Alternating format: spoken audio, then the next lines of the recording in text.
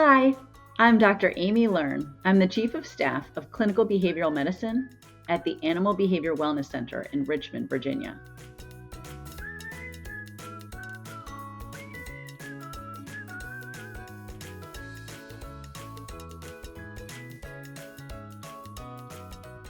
My role is meeting with clients and their pets to help them work out a treatment plan for their behavioral problems. Currently, we don't have any cats in our household. In the past, we've had up to 3 cats at the same time. Their names were Fatty, Brody, and Frankie.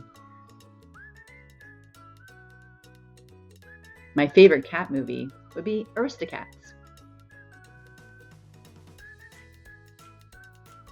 I would love to travel all over Europe. Amazing. Neither. I love books and films. I don't spend time online if I don't have to. I'd much prefer a board game.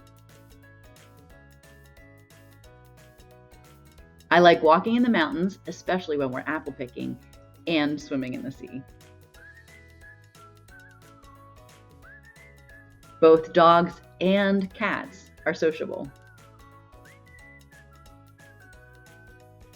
I am a happy cat expert because I want to make sure everybody understands how their cats are communicating with them and how their cats see the world.